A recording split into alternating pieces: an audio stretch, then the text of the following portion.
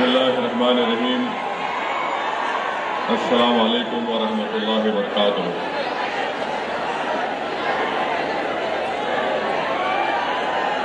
मौजूद हाज़रीन इकराम, बुजुर्गान कौम और मिल्लत, मेरी इज़्ज़तदार माँ और बहनों, गयूर नौजवान साथियों, शहनशीन बतशरीफ फरमा धूलिया के आमदार वो उम्मीदवार MIM पार्टी जनाब फारूक शाह साहब, हैदराबाद से तशरीफ लाए आमदार जनाब माजिद हुसैन साहब, जनाब शोएब मुल्ला साहब और मंच पर बैठे हुए तमाम मेरे मंजलिसी साथी और अभी समाजवादी पार्टी के जो जिला सदर मजलिस इत्तेहादुल मुस्लिमीन में शामिल हुए हैं, इंडियन यूनियन मुस्लिम लीग ने भी मजलिस में उनकी ताईद और शामिल हुए हैं। मेरे अजीज दोस्तों और बुजुर्गों, मैं आपको ये बताने के लिए आया हूँ कि 20 नवंबर के दिन आप तमाम को मुत्तहदा तौर पर अपने के वोट का इस्तेमाल मोहतरम जनाब फारूक शाह साहब के हक में करना है। और आप जानते हैं कि फारूक शाह साहब का इंतखाबी निशान पतंग है और पतंग के निशान पर आपको बटन दबाकर अपने इत्तेहाद को कामयाब और कामरान करना है। मैं धूलिया के ऊपर आने से पहले हमारे मीरठ से जो मजलिस के उम्मीदवार है डॉक्टर महेश कामले साहब के बारे में कुछ कहना चाहूँगा, क्योंकि लाइव टेलीकास्ट के जरिए मीरठ में वहाँ पर स्क्रीन लगाकर कई लोग बैठकर आज की इस इलेक्शन मीटिंग को सुन रहे हैं। तो मुझसे ये कहा गया कि मैं हमारे भाई डॉक्टर महेश कामले साहब के बारे में भी, जो हमारे ज़िले के सदर भी हैं सांगली के और MIM पार्टी के उम्मीदवार हैं, डॉक्टर महेश कामले साहब, मैं मीरठ की आवाम से अपील कर रहा हूँ, मैं आ नहीं सका, मैं आपसे माफ़ी चाहता हूँ, मगर आज धूलिया में एक जलसा है, उस जलसे से मैं मीरठ की जनता से अपील कर रहा हूं कि आप हमारे एक एक्टिव डिस्ट्रिक्ट प्रेसिडेंट को कामयाब और कामरान करिए, उनको भी अपना वोट देकर, क्योंकि आप जानते हैं कि जब विशालगढ़ मस्जिद का वाकया हुआ, अवामी जायदादों को नुकसान पहुंचाया गया, तो उस वक्त अगर कोई दौड़ते हुए कोई गया तो उसका नाम डॉक्टर महेश कामले था। और मैं मीरठ की जनता को ये बात याद दिलाना चाहता हूँ, वहाँ पर जो मशहूर दरगाह है हज़रत ख्वाजा श्यामला मीर साहिब की, 2021 में मीरठ में 155 करोड़ रुपये उसके लिए मंजूर किए गए थे, मगर जैसे ही अजीत पवार मंत्री बने उन्होंने इस फंड को ख़त्म कर दिया। और फिर जानते हैं आप कि वहाँ पर जो सुरेश खाड़े साहब हैं, जो गार्डियन मंत्री हैं, मिनिस्टर हैं, छत्रपति शिवाजी महाराज के नाम से एक रोड है जो अब तक नहीं बनाई गई। बातें तो बहुत करते हैं छत्रपति शिवाजी महाराज के बारे में, जब उनके नाम की रोड मीरठ में है उसको सही नहीं किया गया।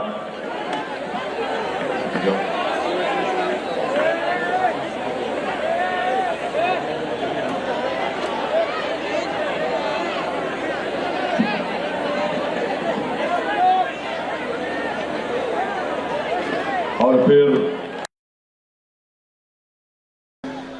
छत्रपति शिवाजी महाराज के नाम पर स्टेडियम है, उस स्टेडियम में जितना पानी लीक होता है पिछले कई सालों से उसको ठीक नहीं किया गया।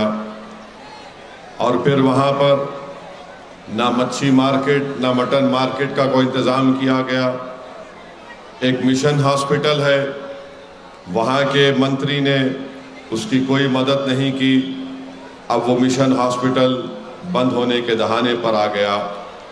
मैं मीरज की जनता को याद दिलाना चाहता हूँ कि बेदाग गांव में बीजेपी के सरपंच ने पालक मंत्री सुरेश खड़े के को साथ मिलाकर बाबा साहब अम्बेडकर के नाम पर जो स्वागत कमान बनाया गया था उसको डिमोलिश किया। यही डॉक्टर महेश कामले साहब थे जिन्होंने मुंबई तक मार्च निकाला और पूरे भारत में इसको इशू बनाया, और आज उन्हीं की मेहनत की बिना पर 27 लाख की लागत से दोबारा वो अम्बेडकर स्वागत कमान का काम तामीर हो गया। गुस्ताख रसूल का जब मसला आया, जिसने अनाप शनाप बकने की कोशिश की, जनाब डॉक्टर महेश कामले साहब आगे बढ़कर एहतजाज किए, पुलिस कंप्लेन किए।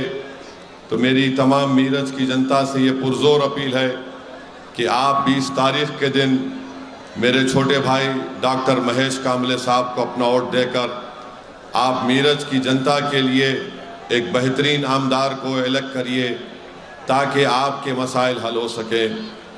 क्योंकि इलेक्शन आया तो बहुत से पार्टी के लोग सेकुलरिज्म का कपड़ा पहनकर हमारे दरमियान में मीरज में भी आ रहे हैं। आप उनसे पूछिए कि जब पार्लियामेंट का इलेक्शन हुआ था उन्होंने अपनी पार्टी से क्यों एक उम्मीदवार भी अल्पसंख्यक समाज का नहीं उतारा। और फिर लोग बुलंद बांग दावे भी करते हैं, मगर मैं मीरज की जनता से फिर से अपील कर रहा हूं कि 20 नवंबर के दिन आप अपना एक अकाउंट वहाँ पर MIM पार्टी के कैंडिडेट को वोट देकर उनको एक अपना नया आमदार बनाइए।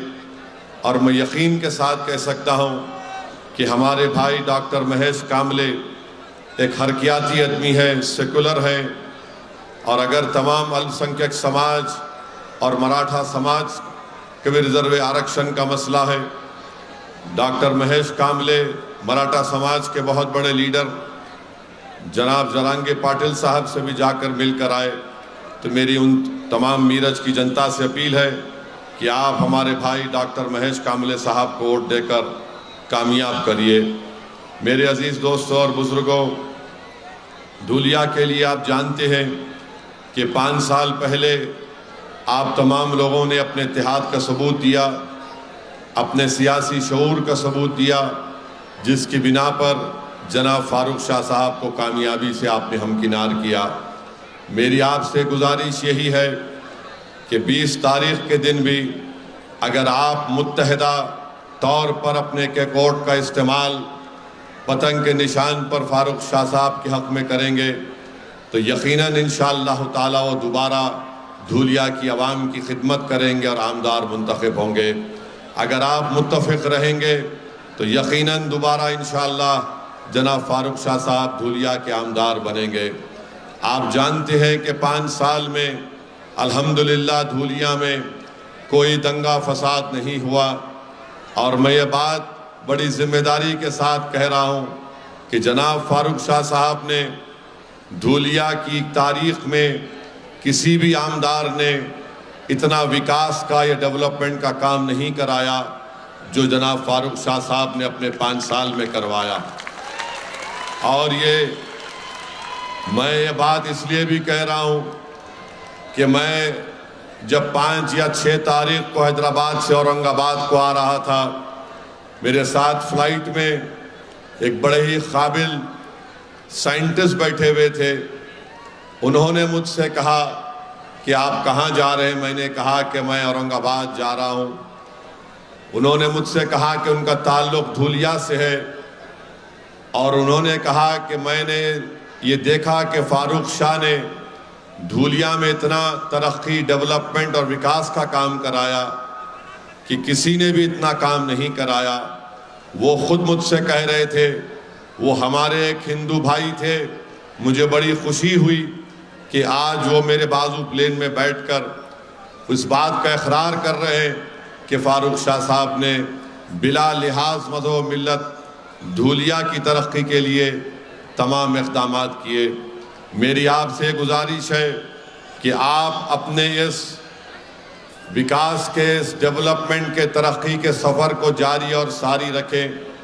और साथ ही साथ आप जानते हैं कि हमारे आदिवासी समाज के लोग हैं जो बरसों से उनको दबाया गया, आज भी उनको दबाया जा रहा है, उनसे इंसाफ नहीं किया जाता, उनको कुचला जाता है।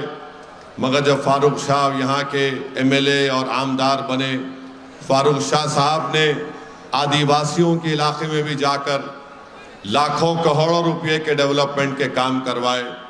और मैं धुलिया के आदिवासी अवाम को ये तयखुन दे रहा हूँ, वादा कर रहा हूँ, बल्कि महाराष्ट्र और भारत के तमाम आदिवासियों को MIM पार्टी और ओवैसी इस बात का आपको वादा कर रही है, आश्वासन दे रही है कि हम हमेशा आपके साथ ठहरे थे और मुस्तकबिल में भी, फ्यूचर में भी हम आपके साथ खड़े रहेंगे।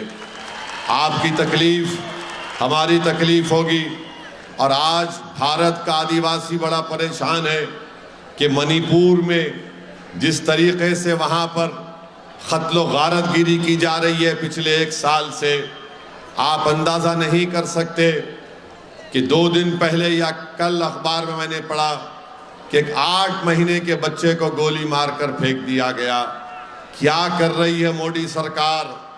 मणिपुर में वहाँ पर आदिवासियों को पिछले 1 साल से मारा जा रहा है, गांव खाली हो चुके हैं, CRPF के कैंपों में उनको महफूज रखा जा रहा है। तो CRPF के कैंप में भी आकर उनके घरों को जलाकर एक माँ को और उसके 8 महीने के बच्चे को उठाकर लेकर गए और 4 दिन के बाद उनकी लाशें पानी में नजर आती हैं। बताइए, ये जुल्म नहीं तो क्या है? ये कौन सी सोच रखने वाले लोग हैं कि 8 महीने के बच्चे को उसकी माँ के साथ सर में गोली मारकर फेंक दिया जाता है? मैं आदिवासी जनता से अपील कर रहा हूँ कि आप देखिए मणिपुर में आज क्या हो रहा है। अमित शाह ने कहा था पार्लियामेंट में, मैं 15 दिन में मणिपुर को जा रहा हूँ। हमारे देश के होम मिनिस्टर हैं, गृह मंत्री हैं, मगर एक मर्तबा भी अमित शाह पार्लियामेंट में बोलने के बाद मणिपुर को नहीं गए। जिस जगह पर जिरबाम जो जगह है जहां पर आज यहाँ पर क़त्ल व गारतगिरी की जा रही है, अमित शाह वहां पर नहीं जाते। क्यों नहीं जाती अमित शाह? भारत के वजीर आजम, प्रधानमंत्री नाइजीरिया जाते हैं, इटली जाते हैं, कहां कहां चले जाते, मगर देश में 1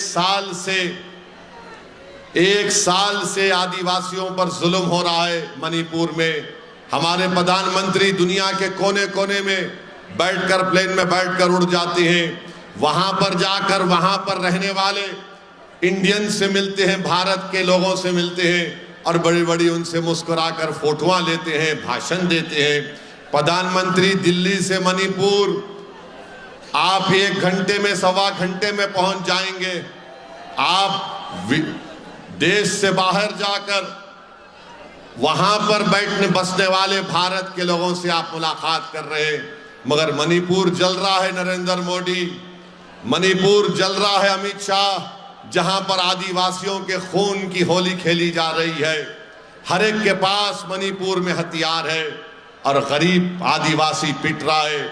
मैं ये कहना चाहता हूं कि हुकूमत जिम्मेदार है, मोदी की हुकूमत जिम्मेदार है जो मणिपुर में आज आदिवासियों पर जुल्म हो रहा है। आप, मैं सोच भी नहीं सकता कि कोई 8 महीने के बच्चे को गोली मार सकता है।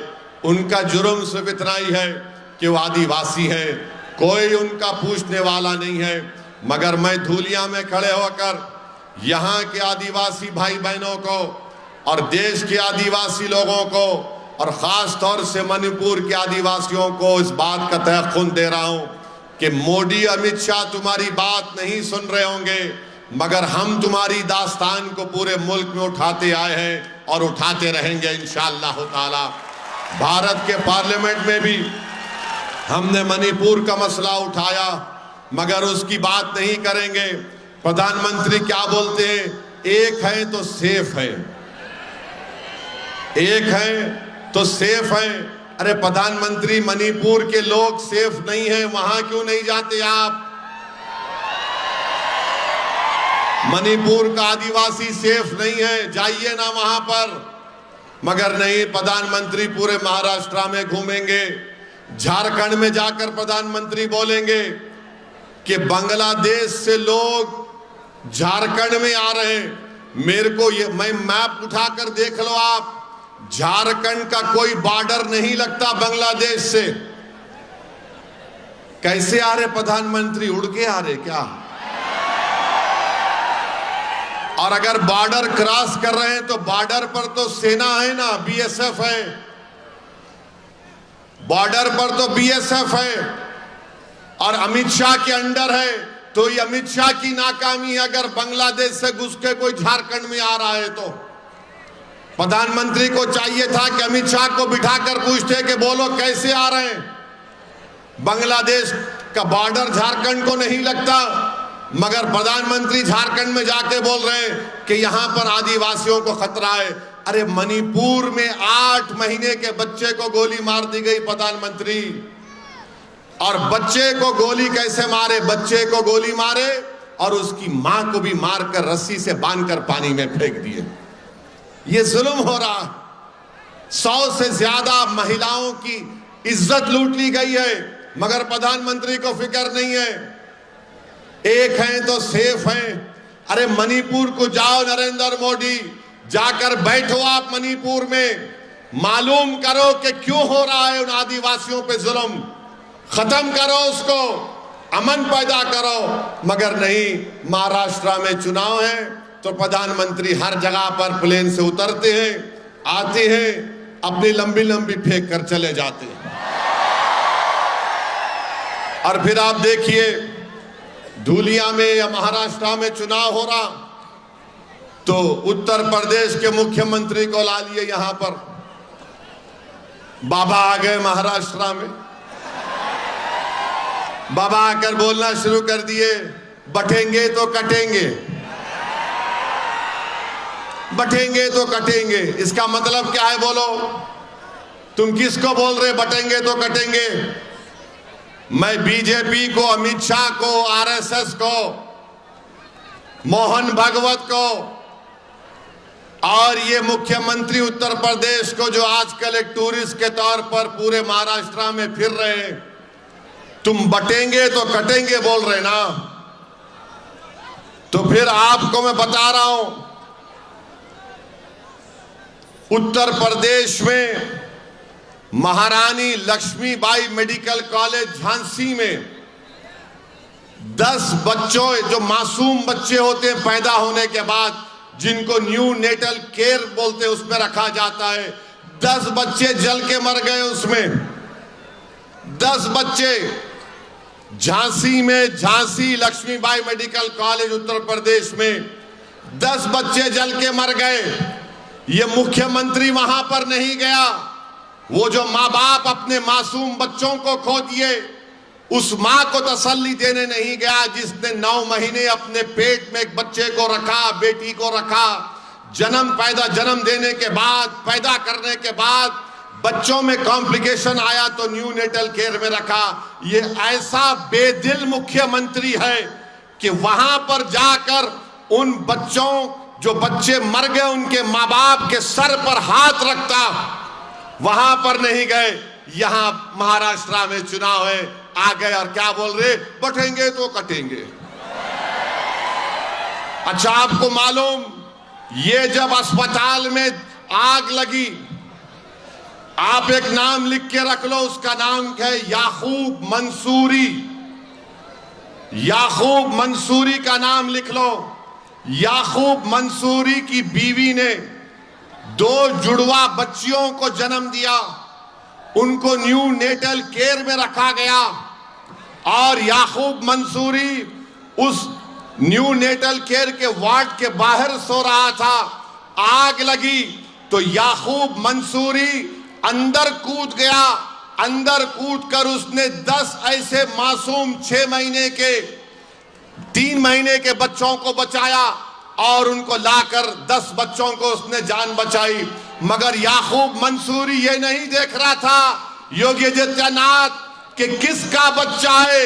याकूब मंसूरी के दिमाग में एक ही था कि बच्चे मासूम है और याकूब मंसूरी उन बच्चों को निकाल कर बाहर ला रहा था। और हुआ क्या? और हुआ क्या, याकूब मंसूरी अपने 2 बेटियों को बचा नहीं सका, उसकी दोनों बेटियां आग में जल गई। याकूब मंसूरी की दोनों बेटियां आग में जल गई। अब बोलो योगी आदित्यनाथ, बटेंगे कटेंगे तुम बोल सकते याकूब मंसूरी के सामने जाकर? बोलो बीजेपी वालों, तुम बोल सकते याकूब मंसूरी के चेहरे पे जाकर बटेंगे तो कटेंगे? क्या देवेंद्र फडणवीस बोल सकते याकूब मंसूरी को वोट जिहाद धर्म युद्ध? अरे इंसानियत भी कोई चीज होती है बीजेपी वालों। तुम क्या करना चाह रहे हो इस देश से? तुम आदिवासियों का कत्लेआम मणिपुर में नहीं रोक पा रहे हो। ये तुम जिस मुख्यमंत्री को लाकर महाराष्ट्र में फिरा रहे हो, उसको वो बटेंगे कटेंगे की बात कर रहा है। भाई रुक जाओ ना थोड़ी देर के लिए, रुक जाओ ना थोड़ी देर के लिए। क्या है वो? रुक जाइए थोड़ी देर के लिए। रुक जाइए, क्यों? कुर्सियां छोड़िए, बैठिए।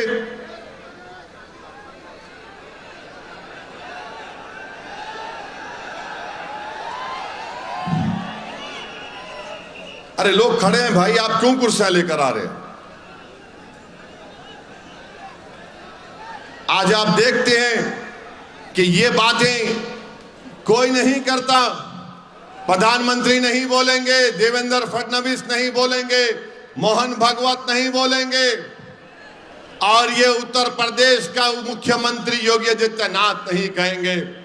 कितनी कितनी कैसी बात है ये कि एक प्रदेश में अस्पताल में 10 बच्चे जल जाते हैं और वो मुख्यमंत्री वहां जाने के बजाय झांसी को महाराष्ट्र में चुनाव की वोट की अपील बांधते फिर रहा है, और वही बोल रहा है बटेंगे तो कटेंगे, फुला ऐसा है, ये है।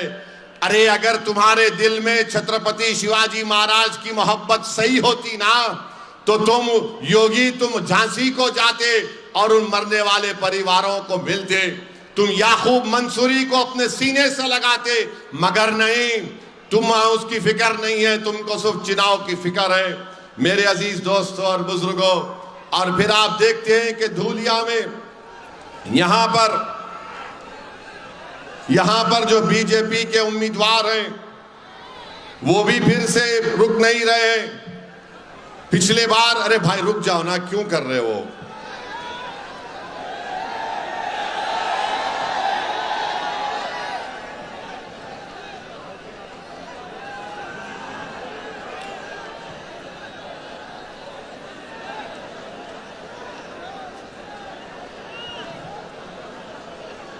जितने लोग बैठ सकते बैठ जाओ भाई, थोड़ा बैठ जाओ ताकि उनको देखने में आसानी होनी। बैठ जाइए आप।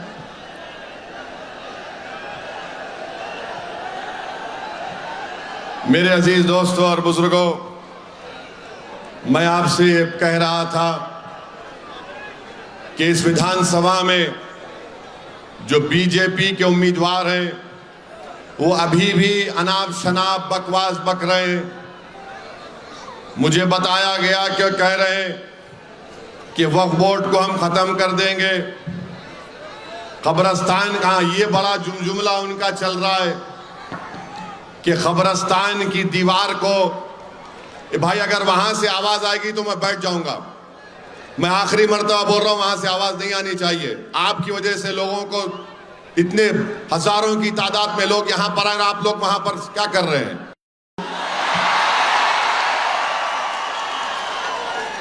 शाह साहब, फिर उसको छुड़ाने का काम इनके पास ही है, मंत्र वो मत करो। अग्रवाल साहब, कोई निकल गया, पकड़ लिया, बहुत मुश्किल हो जाएंगी तुम्हारे को। देखो फिर तुम हमसे मुकाबला करो, हम जिंदे हैं ना यहां पर। कब्रिस्तान को तोड़ दूंगा। अंदाजा लगाइए कि ये मरने वालों को भी नहीं छोड़ने वाला है। ये नु बोले, स्टेटमेंट है उनका। फिर बोल रहे मस्जिद के सामने डीजे बजाता हूं। क्यों, आप डिस्को डांसर है?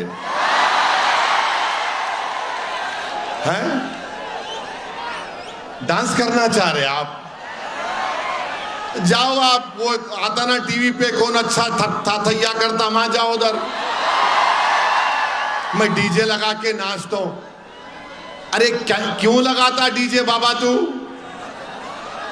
डीजे लगा के तेरे को नाचना है तो लगा अपने घर में, अपने यहाँ बीजेपी के ऑफिस में लगा के नाच ले, मोदी का चेहरा लगा के नाच ले, ये कर ले। मस्जिद के सामने डीजे लगा के नाचता हूं, मत नाचो, कमर बल खा जाएंगी प्यारे, देख के। अरे नाचने की जगह अगर इंशाल्लाह मैं आप लोग फारूक शाह को कामयाब करेंगे ना 20 तारीख को पतंग पे बटन दबेगा ना। फारूक साहब मेरी आपसे अपील है, आप जो है धूलिया के बाहर एक जगह पर बैठो बैठो बैठो आप बैठो बैठो आप धूलिया के बाहर एक जगह निकालो, यहां पे अग्रवाल डांस करेंगे हारने के बाद, हमारी म्यूजिक रहेंगी, हमारी म्यूजिक पे ही तू नाचेगा इंशाअल्लाह। और 20 तारीख के दिन जो डीजे बजाएंगे ना, और वो डीजे में क्या आवाज आएंगी अग्रवाल साहब, पतंग को ओढ़ दो, पतंग को ओढ़ दो, पतंग को ओढ़ दो। मस्जिद के सामने डीजे लगा के नाचते, इन्हों क्या डांसर है क्या तो भी है। मोदी जी आपको नाचने वाले मिल रहे, को अच्छा नहीं मिला शाह साहब के खिलाफ, ये क्या है ये। अरे तुम ये बोलो धूलिया के लिए जो काम फारूक शाह ने किया वो किसी आमदार ने नहीं किया, तो ये क्या कर रहे हिंदू मुस्लिम, कब्रस्तान को वो कर देता हूं, मस्जिद को ये कर देता हूं, वक्फ बोर्ड को निकाल देता हूं। अरे क्या करना चाह रहा बाबा तू, कब्रस्तान के करीब मत जा, मेरी बात सुन। वहां पे भूत फिरते रात के टाइम पे, हमारे को मालूम। कुल अल्लाह अल्लाहु समद बोलना पड़ता, आयतल कुर्सी पढ़ के जाते हम लोग। अभी देखो तुम्हारे को कोई पकड़ लिया तो नहीं बोलना, हमारे को नहीं मालूम, निकल गया खबर से कोई। हाँ धूलिया में मत करो ना, आराम से रहने दो लोगों को। अब क्या है कि तुम देख लो, मगर ये बात करना अजीब व गरीब बात है। और फिर आप ये जो कौन है उन्होंने गोटे कौन सी पार्टी के, हाँ उद्धव ठाकरे के उन्होंने जो है अपनी जिंदगी में, पूरी जिंदगी में आरएसएस की चड्डी पहन के लट फिराए उन्होंने। अब आजकल पैंट पहन रहे आरएसएस वाले, 100 साल होने आ रहे, 90 साल चड्डी पहने, बाद में मालूम आ रहे कब तक बच्चे रहेंगे, बड़े होना है तो पैंट पहनना है। गोटे साहब ऐसा नहीं, हम जानते हर एक का शिजरा है हमारे पास। आप उद्धव ठाकरे के पास गए, मेरे को आज तक समझ में नहीं आया कि ये लोग जो बोल रहे हैं इसको ये क्या है। उद्धव ठाकरे तो बहैसियत मुख्यमंत्री महाराष्ट्र की विधानसभा में खड़े होके बोले कि हमको फख्र है कि हमारे शिव सैनिकों ने बाबरी मस्जिद को तोड़ा। अरे अजीब बात यह है कि सबकी नजर में बुरा मैं हूं, सबकी नजर में इन्हें आतंकवादियों से इसका ताल्लुक, इन्हें देश से मोहब्बत नहीं करता, इन्हें फंडामेंटलिस्ट हैं, इसकी जबान कड़वी है। अरे तुम खड़े रह के बोल रहे विधानसभा में बहैसियत मुख्यमंत्री, और आप गाली मेरे को दे रहे। आखिर क्या हो गया है कि जो खड़े होकर इकरार कर रहा है अपनी पार्टी के लोगों ने काम किया, आज ऐसे उनके साथ भी हमारे बाज कमजोर किस्म के मीर जाफर और मीर सादिक भी है। अरे तुम क्या कर रहे बाबा, तुम अपना जमीर बेच के धूलिया में रात में आराम की नींद सो सकते, तुम अपना जमीर बेच के, तुम अपना सब कुछ बेच के तुम आराम की नींद सो सकते धूलिया में। देखो ये तूफान, ये सरों का समंदर क्या पैगाम दे रहा है? ये क्या पैगाम दे रहा है कि होशियार रहो गद्दारों, हम जानते हैं कौन हमारे पीठ में खंजर घोंपने वाला है। मत करो ऐसा काम, तुम हमारा काम नहीं कर सकते ना। तुम धूलिया के विकास का काम नहीं कर सकते, तुम धूलिया की भाईचारगी को मोहब्बत करने का काम नहीं कर सकते, तुम धूलिया में हिंदू मुस्लिम इत्तेहाद को मजबूत करने का काम नहीं कर सकते। अरे तो घर में बैठ जाओ, नींद की गोली खाओ, सो जाओ, मगर ये काम मत करो, तुम्हारा जमीर मलामत करेगा तुमको। और हम ये जो लोग आके बोल रहे नहीं नहीं अभी तो ये बना है ना आगाड़ी, आगाड़ी क्या आगाड़ी बना है रे? एक एमपी की सीट तुम अल्पसंख्यक समाज को नहीं दिए, सब गालियां मेरे को देते, नहीं नु दूध के धुले हुए है, उन्हों गुलाब के धुले हुए है, उन्हों मोतिया के पानी के धुले हुए है, हम कहीं के धुले हुए है। फिर हमको नहीं मालूम कौन किस चेहरे लेकर आता है, कैसा यहां पर संघ परिवार मजबूत हुई महाराष्ट्र में, हम नहीं जानते। तो मेरी आपसे अदबन गुजारिश है कि इन लोगों से जरा होशियार रहिए। तो आएंगे आपके सामने, मैं पहले भी बोल रहा हूं, अब आज के मेरे भाषण के बाद आज रात से इबलीस के एजेंट शुरू हो जाएंगे,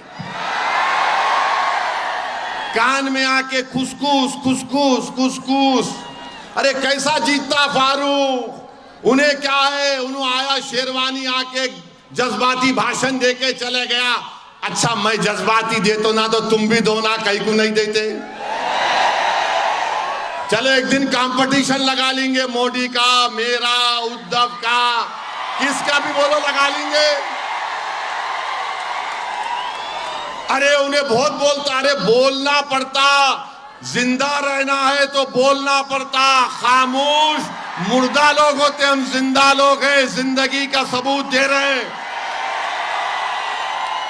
और तुम ये समझ रहे कि हम खामोश हैं, तो खामोश नहीं रहेंगे। हाँ, धूलिया के पार्लियामेंट के इलेक्शन में हमने मोदी को हराने के लिए, भाजपा को हराने के लिए हमने ताई का साथ दिया, हमने ताई का साथ दिए ना। और ये बोल के दिए, फर्स्ट इनिंग तुम्हारी, सेकंड इनिंग फारूक की इंशाअल्लाह। हम ये नहीं बोले कि अभी भी तुमको देंगे, हम बोले अब ले लो। और ये फारूक शाह थे जो हैदराबाद को, सुनो क्या हुआ, आवाज नहीं आ रही? आ रही ना? ये आवाज चालू करो जी जरा, आवाज चालू करो। अपन चालू है, फुटने वाले नहीं है। यही फारूक शाह साहब थे जो हैदराबाद को 2 मरतबा है मेरे पास। आ रहा ये शोएब मुल्ला पलटा उधर, पूरा पलटाओ। आ रही आवाज? नारे तकबीर, पूरी आवाज आ रही ना? नहीं आई है यार। ये धूलिया के नौजवान बहुत चालू है माशाअल्लाह। तुम लोग आज गुगली डाल रहे मेरे पे। तो फारूक शाह साहब 2 मरतबा हैदराबाद को आए। एक मरतबा के बोले साहब धूलिया पार्लियामेंट के बारे में आपको सुनना पड़ेगा मेरी बात। मैं बोला क्या है, इतनी दूर से आया बगैर बोले क्या है, बोलो। बोले इसमें आप छोड़ दो, खामोश हो जाओ। अरे मेरा इम्तियाज जलील भी लड़ रहे ना, क्या करूं मैं? बोले नहीं साहब धूलिया के लिए कुछ नहीं करना। मेरा शाह साहब आप आगे बढ़ जाओ। बोले साहब नहीं, हमको अब की बार बीजेपी को रोकना है। मैं बोला मैं सोच के बोलता हूं। फिर 3 दिन के बाद फिर फारूक शाह आ गए। अरे मेरा क्या तो भी है फारूक शाह साहब, आप हैदराबाद जा ही नहीं रहे क्या? बोले नहीं साहब आप जबान देना मेरे को, आप कैंडिडेट नहीं देंगे यहां से। मैंने फारूक साहब से कहा, जब आप इसरार कर रहे हैं और आप ये कह रहे हैं कि फिरका परस्त ताकतों को रोकने के लिए भारत में हिंदू मुस्लिम इत्तेहाद और आदिवासी अल्पसंख्यक समाज के इत्तेहाद को मजबूत करने के लिए आप कह रहे हैं कि नहीं देना चाहिए, धूलिया में मोहब्बत की फिजाओं को आम करने के लिए, मैंने कहा जाइए फारूक शाह साहब, हम वादा कर रहे हैं आपसे कैंडिडेट नहीं देंगे। हमने कैंडिडेट नहीं दिया, हम कैंडिडेट नहीं दिए। अगर हम कैंडिडेट दे देते तो ताई कहां जीतती? नहीं जीतते थे ना। अपन खाली डिफेंड करे तो ऐसा 50-60 निकाल लेते।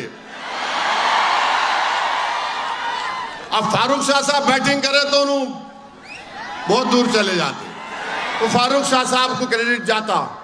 उन्होंने बोले नहीं देना, नहीं दिए। अब आप क्या करेंगे, किसको देंगे?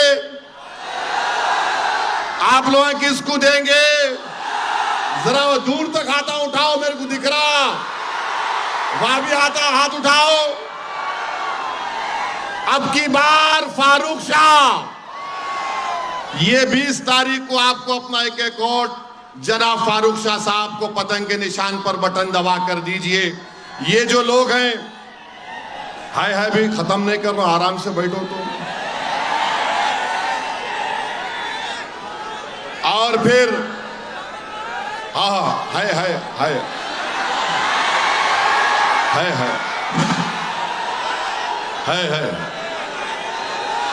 बोल रहा हूं उनके बारे में बोल रहा हूं, साइकिल के बारे में बोल रहा हूं, फिक्र मत करो तुम। हाँ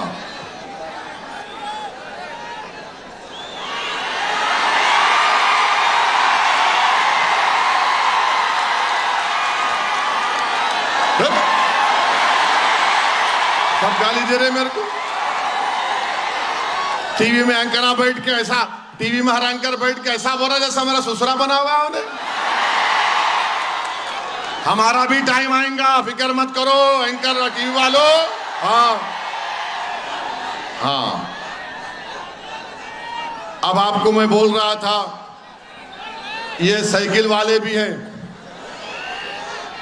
साइकिल की दोनों पहियों में पंचर है, चेन आप उतार लिए, मेरे को मालूम साइकिल की।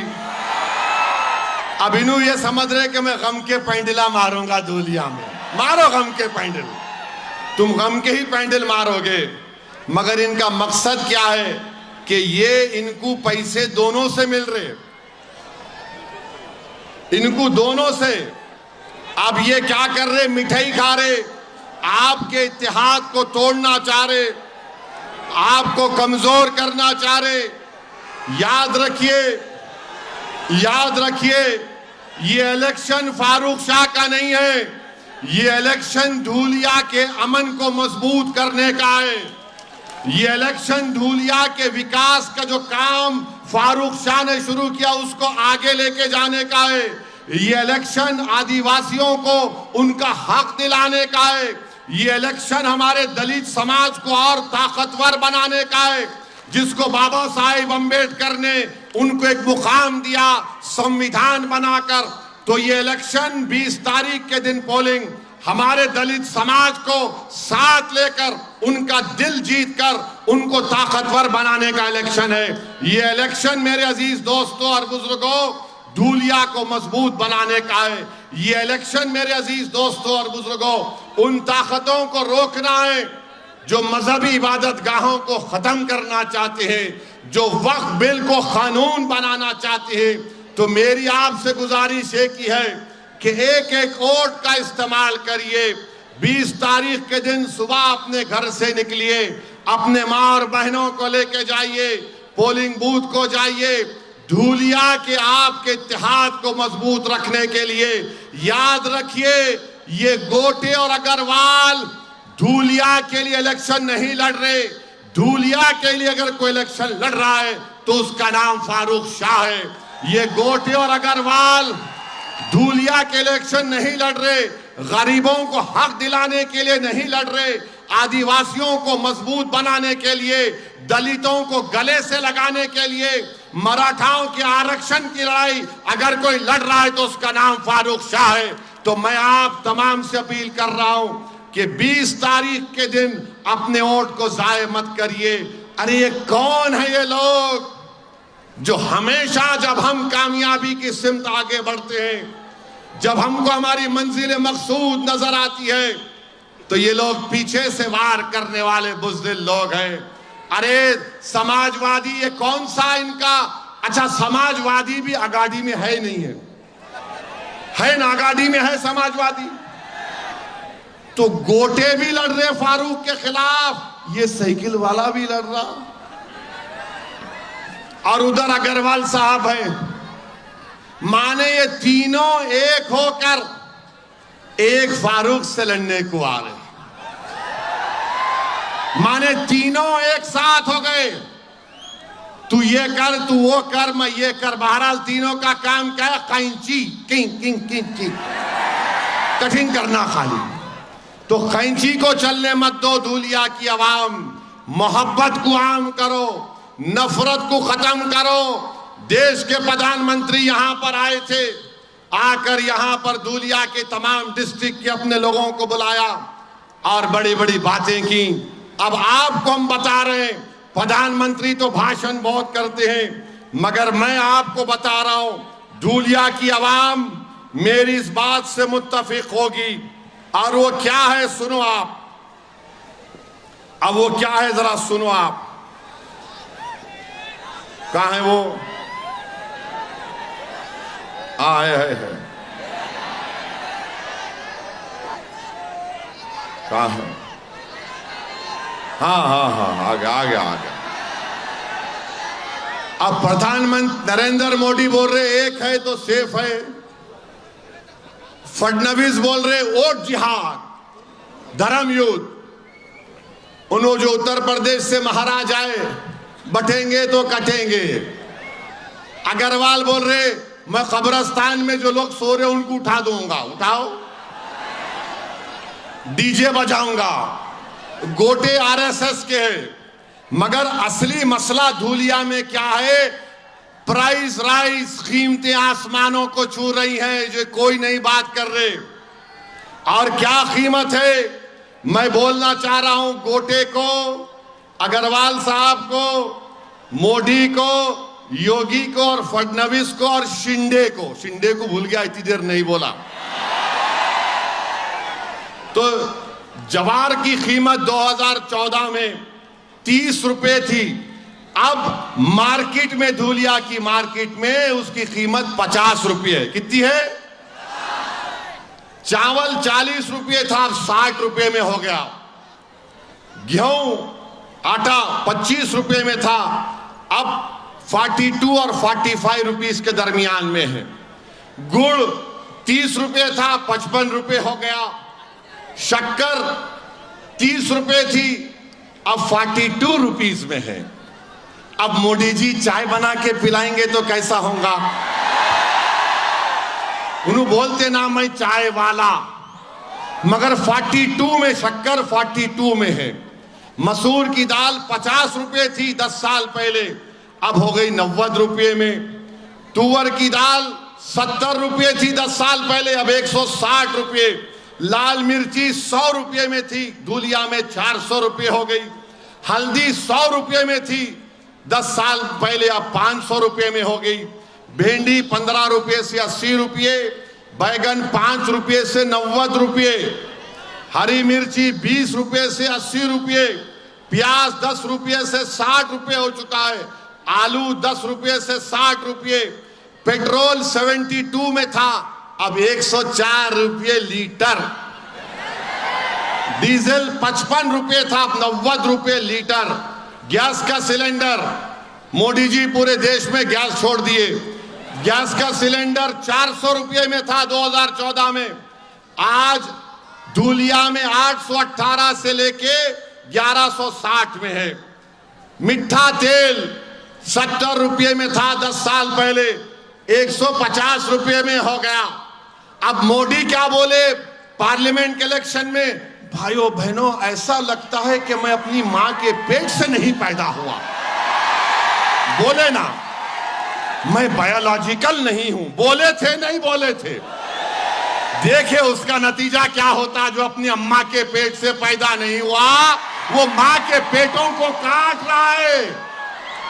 अब शिंदे क्या बोलते, अमित शाह क्या बोलते, हमने लाडली बहन दिया, लाडली दिया, लाडली दिया। कितना दिया? 1500 रुपये दिया। अब मैथमेटिक्स में अच्छे आप लोग, दुलिया के लोग हिसाब करते ना, पूरों का करेंगे ना। अब देखो, अब मीठा तेल लिख लो 150 रुपये, सिलेंडर 818 रुपये, कितने हो गए? 970 रुपये हो गए। अब आप इसमें ला लीजिए चावल 60 रुपये, शक्कर 42, मसूर की दाल ले लो, हल्दी ले लो 500 रुपये। अरे ये 6 आइटम में ही 1500 टाई हो गए। तो ये जो लाडली बहना की स्कीम है ये शिंदे की नहीं है, गुजरात मॉडल है। 1500 रुपये डालो, 1900 रुपये खींच लो, है ना। ये धूलिया की मार्केट का रेट है, मेरा नहीं है। अग्रवाल साहब आपको तो रेट मालूम होगा ना। अब आप बताइए, 1500 लाडली दिए, 1500 डाल रहे, 1900 गरीब बहनों से छीन ले रहे। तो हम धूलिया के माहौर बहनों से अपील कर रहे कि आपको अगर जिसको मिला लाडली बहन ले लो आप, और ये समझो कि आपका है। शिंदे अपनी जेब से नहीं दे रहे, अमित शाह अपने घर से नहीं दे रहे, ये आपका पैसा है, आपको मिल रहा है। मगर इतना याद रखो, 1500 के नाम पे 1900 तुम्हारे से छीन ले रहे। किसान सोयाबीन उगाने वाला रो रहा है खून के आंसू, नहीं मिल रहा एमएसपी उसको। इसके ऊपर बात ही नहीं करते बीजेपी वाले, शिंदे बात नहीं करते। अग्रवाल को बोलो अरे कीमतें बढ़ गई, तो बोलो नहीं कब्रिस्तान। अब गोटे को बोलो अरे कीमतें, उन्हें बोला नहीं लट फिराना है पैंट पहन के आरएसएस की। आप बताओ, ये मामला है पूरे धूलिया में। तो मेरी आपसे दबन गुजारिश है कि आप अपना एक वोट मीरठ में, धूलिया में और जहां जहां एमआईएम पार्टी के कैंडिडेट्स हैं उनकी लिस्ट मैं आपके सामने रख रहा हूं कि उन उम्मीदवारों को आप अपना वोट दीजिए।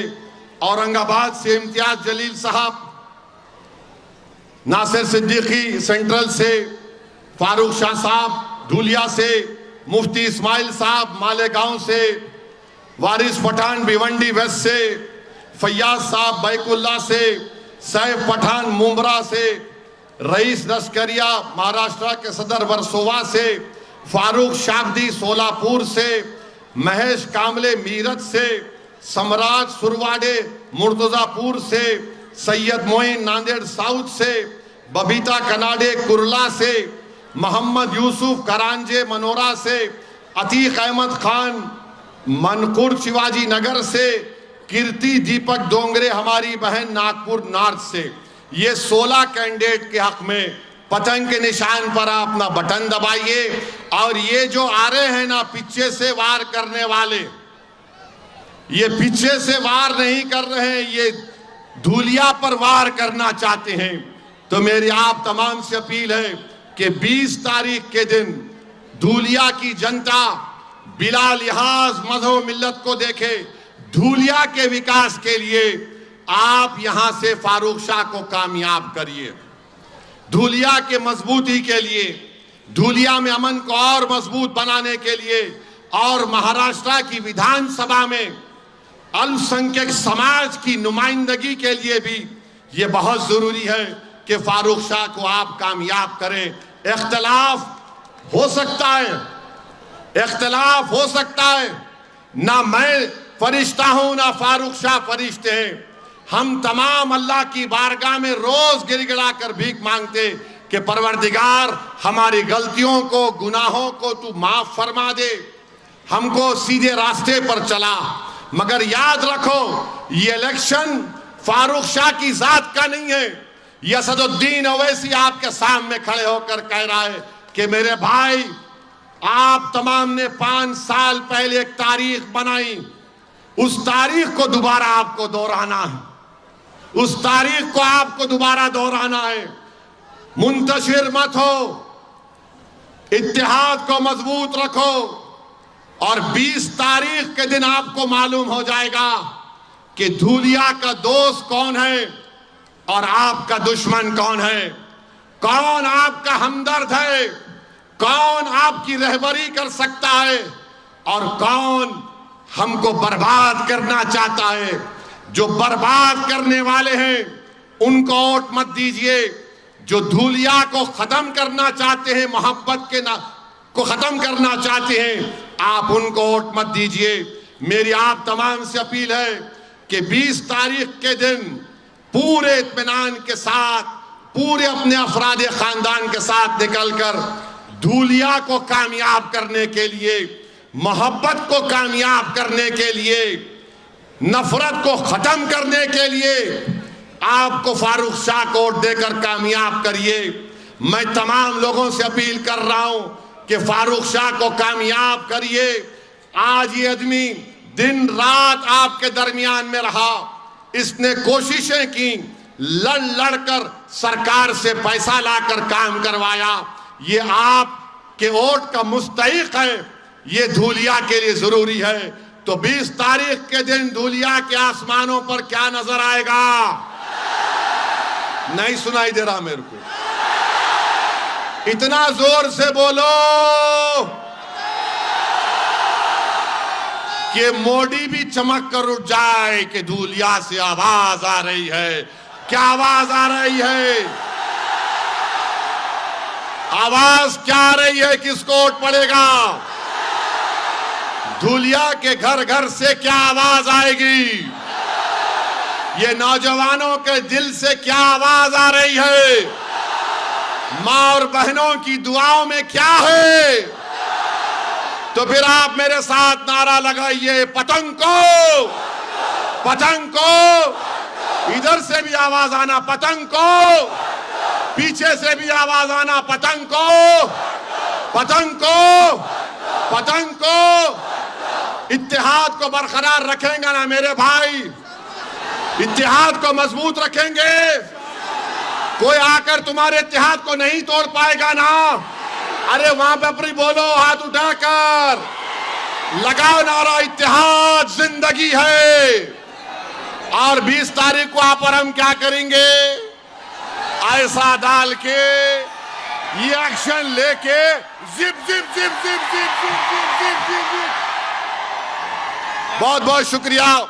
अल्लाह आपको कामयाब करे। अस्सलाम वालेकुम व रहमतुल्लाहि व बरकातुहू।